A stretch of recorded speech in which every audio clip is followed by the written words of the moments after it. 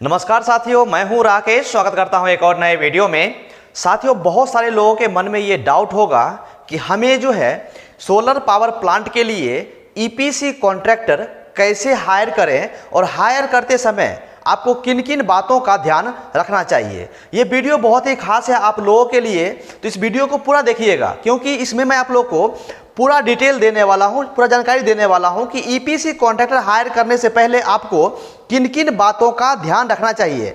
नहीं तो मार्केट में बहुत सारे ऐसे ईपीसी कॉन्ट्रैक्टर हैं सोलर पावर प्लांट के लिए जो सही ढंग से काम नहीं करते हैं, जिनके पास एक्सपीरियंस नहीं होता है, जिनको काम के बारे में जानकारी नहीं होता है, लेकिन पैसा कमाने के लोभ में वो क्या करते हैं, काम ले लेते हैं। लेकिन जब वो काम करने के लिए जाते हैं तो प्रॉपर ढंग से काम नहीं कर पाते हैं, जिसकी वजह से सोलर पावर प्लांट का जो लाइफ है वो कम हो जाता है और जितने भी उसका इक्विपमेंट्स है वो खराब होने का डर रहता है। इसीलिए आज मैं आप लोगों से बात करने वाला हूं कि ईपीसी कॉन्ट्रैक्टर हायर करने से पहले किन किन बातों का ध्यान आप लोगों को रखना चाहिए। ये जानकारी लेने के बाद ही आपको जो है किसी भी सोलर पावर प्लांट के लिए ईपीसी कॉन्ट्रैक्टर को हायर करना है। ओके, तो यहां पर जो है सबसे पहले हम लोग बात करेंगे तो वो होता है technical experience and track record. अगर हम लोग बात करेंगे टेक्निकल एक्सपीरियंस के बारे में, जैसा कि मान लीजिए कि कोई ऐसा वेंडर है जिसने बहुत ज़्यादा काम किया है, तो वो ऑलरेडी एक्सपीरियंस में कंसिडर किया जाएगा क्योंकि ऑलरेडी वो काम करके रखा है। चाहे वो 1 मेगावाट का काम करे या 5 मेगावाट का काम करे, 10 मेगावाट का काम करे, अगर वो लोग काम किए हैं प्रॉपर ढंग से पूरा 100% फिनिशिंग के साथ, मतलब रेडी करके दिए हैं, तभी एक्सपीरियंस में कंसिडर किया जाएगा। चाहे वो 1 मेगावाट का हो, चाहे 5 मेगावाट का हो, चाहे 10 मेगावाट का हो, चाहे कितना भी हो, वो प्रॉपर ढंग से, मतलब स्टार्टिंग से लेकर के एंड तक या फिर ड्राइंग डिजाइन से लेकर के पूरा कंप्लीशन तक, अगर ऐसा कोई वेंडर काम किया है तभी वो एक्सपीरियंस में कंसिडर किया जाएगा। उसके बाद अगर हम लोग बात करेंगे उसके ट्रैक रिकॉर्ड के बारे में, तो आपको जो है पिछले 2-3 साल का ट्रैक रिकॉर्ड चेक करना है और कहां कहां पर उसने प्लांट लगाया है उसके बारे में आपको चेक करना है। चाहे वो कितना भी प्लांट का किया हो, चाहे 2 मेगावाट हो, 5 मेगावाट हो, 10 मेगावाट हो, 100 मेगावाट हो, जितना भी काम किया है उसका प्रीवियस जितना भी डिटेल है, जितना भी वो काम किया है उसके बारे में जानकारी लीजिए 3 साल का। उसके बाद कहां कहां पर प्लांट इंस्टॉल किया है, अगर पॉसिबल है, अगर हो सकता है तो आप उस प्लांट पर जाकर के भी देखिए कि ये वेंडर के बारे में जानकारी लीजिए कि हाँ सच में ये वेंडर काम किया है कि नहीं किया है। जो उस प्लांट के ऑनर है उनसे जाकर के पूछिए। अगर आपको लगता है कि हाँ यही वेंडर करके दिया है, प्रॉपर ढंग से सब कुछ चल रहा है, रन हो रहा है, तभी जो है उसका आप ट्रैक रिकॉर्ड अच्छा कंसिडर कर सकते हैं।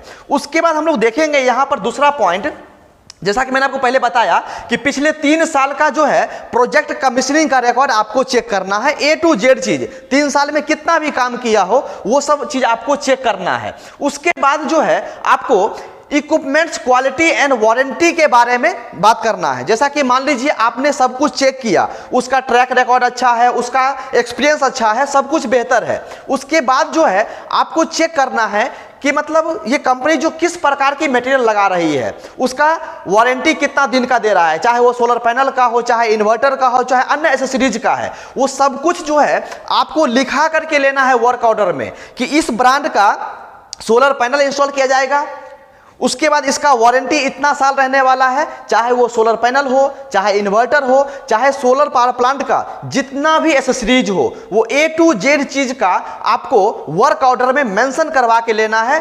ब्रांड प्लस उसका इफिशियंसी और उसका वारंटी, ये सब चीज आपको लिखा करके लेना है, क्योंकि ये सब जो सोलर पावर प्लांट का जो जनरेशन है वो डिपेंड करता है क्वालिटी ऑफ मटेरियल के ऊपर, डिपेंड करता है इफिशियंसी ऑफ मटेरियल के ऊपर। जितना अच्छा लगाएगा उसी के हिसाब से करंट का जनरेशन होगा, क्योंकि बहुत सारे मार्केट में ऐसे लोग हैं, ऐसे ईपीसी कॉन्ट्रैक्टर है जो ज़्यादा पैसा कमाने के चक्कर में अच्छा क्वालिटी का मटेरियल नहीं लगाते हैं। इसीलिए आपको वर्क ऑर्डर में लिखा करके लेना है ब्रांड, कौन सा ब्रांड का लगाने वाले हैं, कितना साल का वारंटी दे रहे हैं और कितना इसका इफिशियंसी होने वाला है, ये सब चीज़ आपको लिखा करके लेना है ईपीसी कॉन्ट्रैक्टर से। ओके, उसके बाद जो है financial stability and legal capability. देखिए बहुत सारे लोग ऐसे हैं जो सोलर ईपीसी का काम करते हैं, कॉन्ट्रैक्टर, ऐसे लोग जो ऐसे कॉन्ट्रैक्टर हैं जो काम करते हैं, लेकिन उसके पास बजट नहीं रहता है, आपसे काम ले लिए कि ठीक है भैया मैं काम आपको करके दे दूंगा, लेकिन बजट नहीं होने की वजह से हो सकता है कि वो प्रोजेक्ट जो है वो टाइम पर कंप्लीट करके ना दे। इसीलिए आपको देखना है कि वो कंपनी जो है या ईपीसी कॉन्ट्रैक्टर जो है वो फाइनेंशियल के हिसाब से कितना स्ट्रांग है, उसके पास पैसा है कि नहीं है, ये प्रॉपर हमको काम करके देगा कि नहीं देगा, अच्छा ब्रांड का मटेरियल ला करके देगा कि नहीं देगा, टाइम पर हमारा साइट कंप्लीट करेगा कि नहीं करेगा, ये सब चीज आपको चेक करना है किसी भी सोलर पावर प्लांट के लिए ईपीसी कॉन्ट्रैक्टर हायर करते समय। उसके बाद जो है लीगल कैपेबिलिटी आपको चेक करना है कि लीगल प्रॉपर ढंग से काम कर रहा है कि नहीं कर रहा है, जीएसटी भर रहा है कि नहीं भर रहा है, जितना भी 2-3 साल का उसका जीएसटी रिकॉर्ड है, ये सब चीज आपको चेक करके उसके बाद ही हायर करना है। ओके, ये पॉइंट समझ गए होंगे। उसके बाद जो है आपको ऑपरेशनल एंड मेंटेनेंस सपोर्ट के बारे में वर्क ऑर्डर पे लिखा करके लेना है। देखिए जितना भी अपने इंडिया में जो ईपीसी कॉन्ट्रैक्टर है वो 5 साल का आपको सपोर्ट देंगे, तो ये बात जो है आपको वर्क ऑर्डर में लिखा करके लेना है, क्योंकि अपने इंडिया में बहुत सारे ऐसे लोग हैं जो सोलर प्लांट तो लगा दिए हैं, लेकिन जब आप उसको फोन करेंगे कोई सपोर्ट के लिए तो वो फोन नहीं उठाएंगे, वो आपसे बात नहीं करेंगे, वो कोई भी रिपेयर के लिए मेंटेनेंस के लिए आदमी नहीं भेजेंगे, तो उस कंडीशन में बहुत ज़्यादा प्रॉब्लम हो जाता है। इसीलिए आपको जो है मेंटेनेंस सपोर्ट आपको लिखा करके लेना है वर्क ऑर्डर के ऊपर। जब तक प्लांट का वारंटी दे रहा है वो सब कुछ आपको मेंशन करवा करके लेना है, नहीं तो आप बुरी तरह से फंस जाओगे। मान लिया प्लांट तो लगा देगा, पैसा तो आपसे ले लिया, वो पैसा कमा लिया, लेकिन आपको कोई सपोर्ट चाहिए होगा तो ये आपको सपोर्ट नहीं करेगा उस कंडीशन में। इसीलिए आपको जो है ये सब चीज आपको वर्क ऑर्डर में पेपर पे लिखा करके लेना है, A to Z जानकारी। ओके, अब यहां पर समझ जाइए कि आपको जो है इंस्टॉलेशन की 5 आम और बड़ी गलतियां कौन कौन सी होती है और जिनसे आपको बचना जरूरी होता है। 5 ऐसा कॉमन पॉइंट्स है जो बहुत ज़्यादा इंपॉर्टेंट है, जो आपको मालूम होना चाहिए। जैसा कि मान लीजिए कि हम कोई ग्राउंड माउंट के ऊपर सोलर प्लांट लगाने के लिए जा रहे हैं, मतलब जमीन पे हमको प्लांट लगाना है, लेकिन जब आप उनको बोलोगे तो वो लोग क्या करेगा, मतलब डिजाइनर को बोलेगा कि हाँ भैया ये इसका लेंथ है, इसका विड्थ है, इसके हिसाब से इतना मेगावाट का प्लांट लगाना है, वो क्या करेगा उसके साथ डिजाइन करके दे देगा। लेकिन डिजाइन करने से पहले आपको सॉइल बेयरिंग कैपेसिटी आपको चेक करना है, उसी के हिसाब से फाउंडेशन डिसाइड होगा कि फुटिंग फाउंडेशन क्या रहेगा, कितना डेप्थ रहेगा, कितना डाया रखना है और कौन सा ग्रेड का कंक्रीट यूज करना है। अगर मान लीजिए कि सॉइल बेयरिंग कैपेसिटी अगर टेस्ट नहीं होगा, अगर ऐसे ही नॉर्मली डिजाइन करके दे दिया तो हो सकता है कि स्टॉर्म के समय, आंधी तूफान के समय वो निकल करके उखड़ जाए, निकल करके भाग जाए।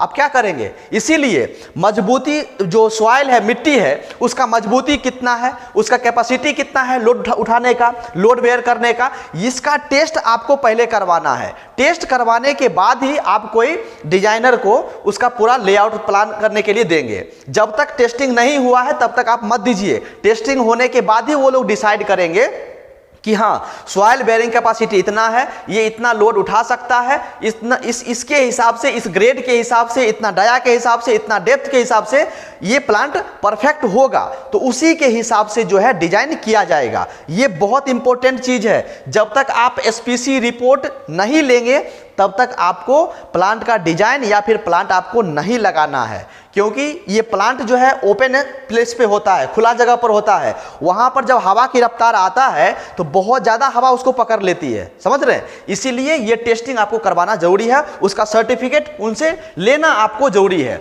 एसपीसी जांच बहुत ज्यादा इंपॉर्टेंट है। ओके, अब यहां पर समझिए केवल साइजिंग और रूटिंग में लापरवाही। देखिए बहुत सारे लोग क्या करते हैं कि पैसा बचाने के लिए, जो ईपीसी कॉन्ट्रैक्टर है, पैसा बचाने के लिए लो क्वालिटी का वायर यूज करेगा क्योंकि कम रेट में मिल जाएगा।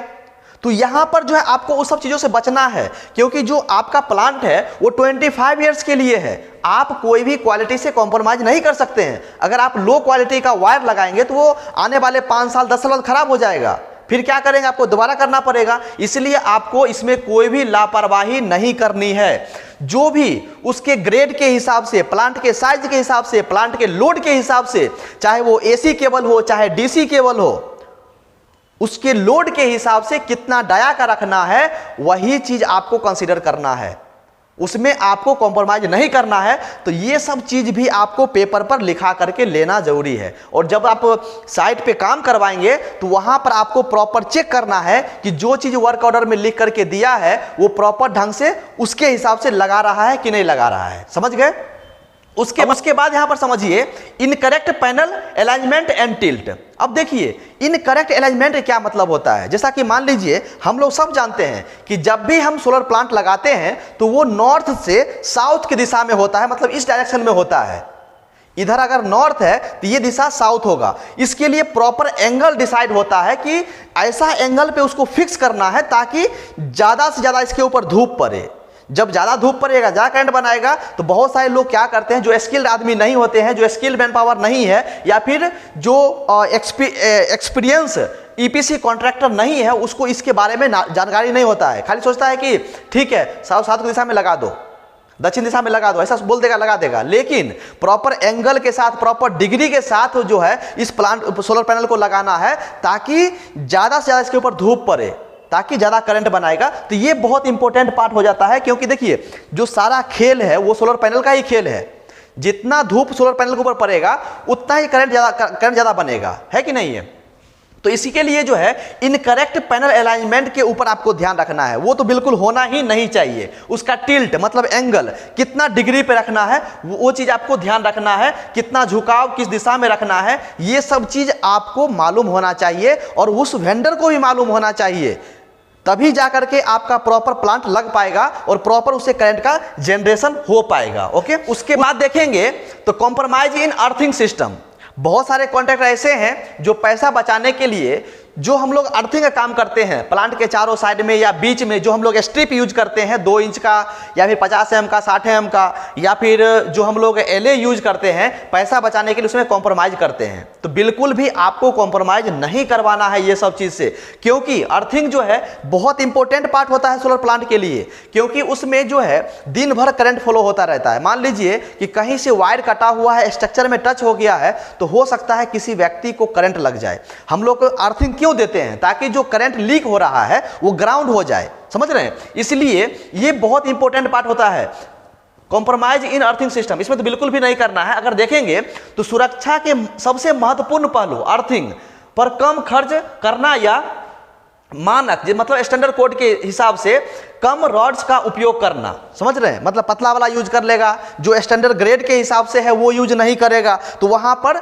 ज्यादा प्रॉब्लम हो सकता है। और आपको ध्यान रखना है कि कभी भी अर्थिंग जो आप चेक करेंगे वो 2 ओम से कम होना चाहिए, लेस देन 2 ओम होना चाहिए। 2 ओम से ज्यादा नहीं होना चाहिए। यदि 2 ओम से ज्यादा होगा तो वहां पर करंट लगने की संभावना ज्यादा होगी।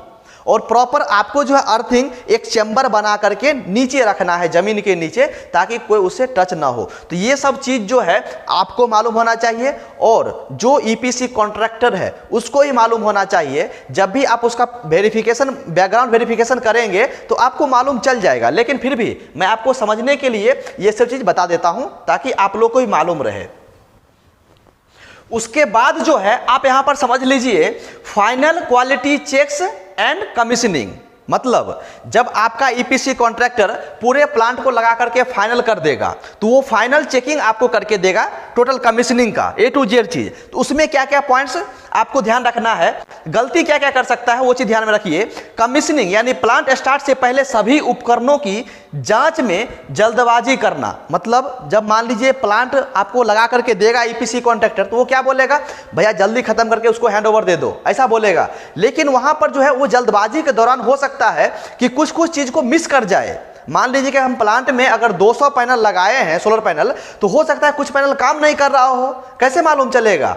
तो ये जो है आपको उसमें जल्दबाजी आपको नहीं करना है। A to Z चीज आपको चेक करके लेना है, चाहे वो सोलर पैनल हो, चाहे इन्वर्टर हो, चाहे एक्सेसरीज हो, चाहे एलए हो, हर एक चीज जो भी लगाया है उसका चेकिंग करके आपको लेना है। चेकिंग में आपको जल्दबाजी नहीं करना है। उसके बाद जो है 2 चीज आपको टेस्टिंग करवाना है। सोलर प्लांट के लिए जब कमीशनिंग करके देगा, जब हैंड ओवर करेगा, तो आपको ध्यान रखना है कि 2 टेस्टिंग आपको एनी हाउ से करवा के लेना है। कौन कौन सा टेस्टिंग है? जैसा कि IV कर्व ट्रेसिंग, पहला टेस्टिंग, ये टेस्टिंग करवाना है IV कर्व ट्रेसिंग टेस्टिंग पहला। उसके बाद दूसरा जो है थर्मल इमेजिंग, ये 2 टेस्टिंग करवाना है। क्यों करवाना जरूरी है तो वो भी समझ लीजिए कि ये दोनों जांचें जो है वो सुनिश्चित करती है कि कोई पैनल या कनेक्शन खराब तो नहीं है, समझ गए। ये जब दोनों जांच करवाइएगा तो आपको वहां पर मालूम चल जाएगा कि कोई सोलर पैनल या कोई अन्य चीज खराब तो नहीं है, वहां से ये सब चीज इंडिकेट हो जाता है, मतलब मालूम चल जाता है। तो मैं उम्मीद करता हूं कि आप इस सारे पॉइंट को अच्छे समझ गए होंगे। यदि किसी व्यूअर्स को कुछ भी डाउट है तो आप हमें कमेंट कर सकते हैं। दोस्तों आज के लिए बस इतना ही, फिर मिलेंगे नेक्स्ट वीडियो में नए टॉपिक के साथ। थैंक यू सो मच, बहुत बहुत धन्यवाद।